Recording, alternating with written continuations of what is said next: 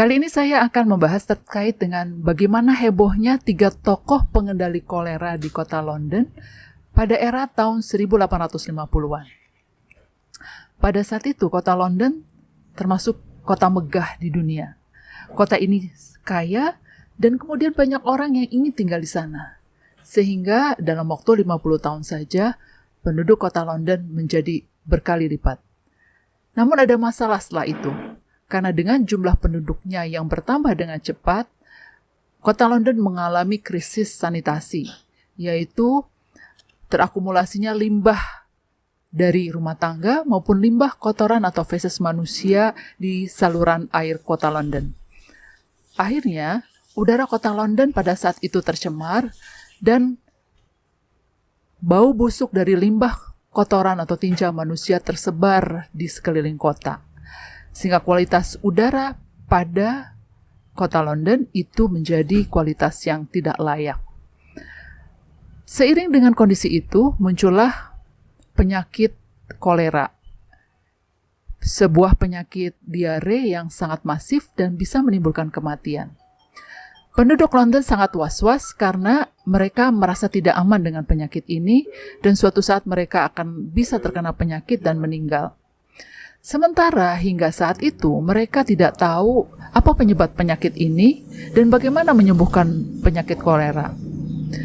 Ada 3 tokoh yang sama-sama menaruh perhatian pada penyakit kolera dan mereka berupaya untuk menyelesaikan masalah ini.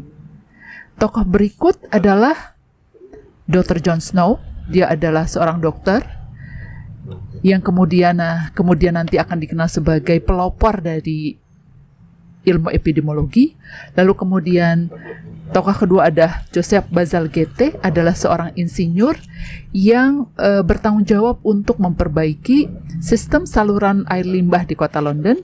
Dan yang ketiga adalah tokoh William Farr, pejabat lapangan di bidang kesehatan di kota London.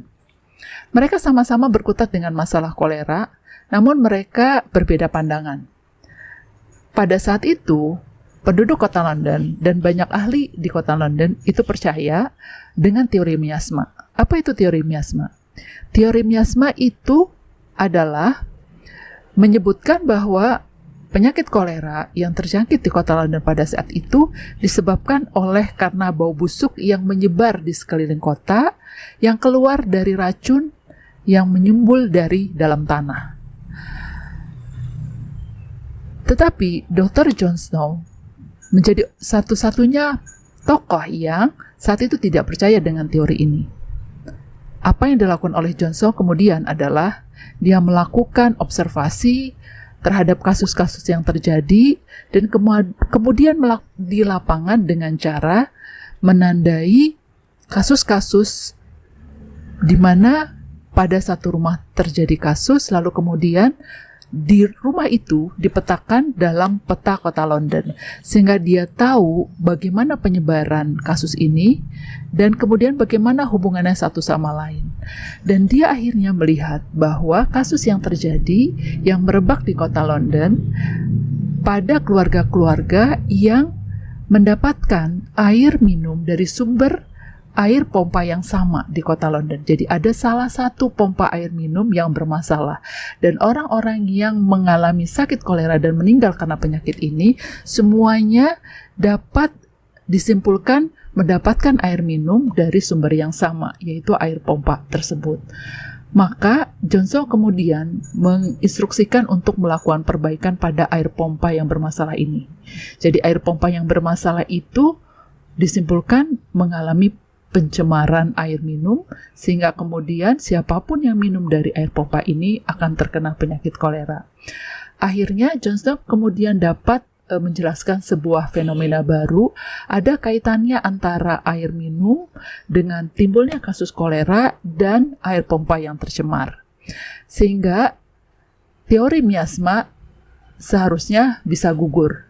Namun pada saat John Snow mengemukakan teorinya dan menjelaskan fenomena penyakit kolera pada saat itu, teorinya tidak diterima. Bahkan Joseph Bazalgette dan William Farr termasuk orang yang tidak sepakat dengan John Snow. Lalu apa yang dilakukan oleh dua pakar ini? Joseph Bazalgette meneruskan proyek perbaikan air limbah kota London. Dan setelah proyek ini selesai, ternyata kualitas air di kota London mengalami perbaikan, dan ini pun kemudian menguatkan teori yang dikemukakan oleh Johnstone. Jadi kalau kualitas air minum lebih baik, maka kemudian penyakit kolera dapat kemudian kasusnya dikurangi atau mengalami perbaikan. Begitu juga dengan William Farr. William Farr kemudian dengan pekerjaan yang di lapangan, dia menemukan ada satu keluarga yang mengalami penyakit kolera, dan kemudian dia menemukan bahwa pada penampungan air minum keluarga itu terdapat tercemar oleh kotoran berupa bangkai ikan yang ada di air penampungan. Akhirnya kemudian dengan fakta ini, William Farr kemudian sepakat dengan teori yang dikemukakan oleh Johnstone.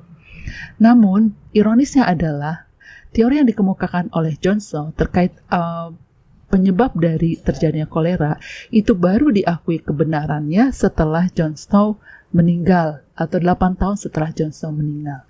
Ironis sekali, bukan? Jadi, apa yang bisa kita pelajari dari sini adalah bahwa mengungkapkan fenomena dari sebuah penyakit baru dan melakukan riset terkait dengan fakta-fakta yang terkait dengan masalah ini dan memunculkan teori yang baru, itu ternyata sebuah usaha yang tidak mudah. Namun kita juga dapat belajar dari tokoh Johnstone bahwa jika kita merasa apa yang kita dapatkan dari data-data yang kita cari di lapangan itu menguatkan suatu teori yang baru dan di dalamnya ada kebenaran, maka kita harus yakin bahwa apa yang kita dapatkan adalah benar dan tidak perlu resah terkait dengan banyaknya penolakan-penolakan terhadap teori atau hasil riset yang kita lakukan. Pada suatu saat nanti ketika kemudian fakta-fakta lain mendukung, maka teori kita atau hasil penelitian kita akan diterima. Baik sobat semua, ternyata melakukan riset,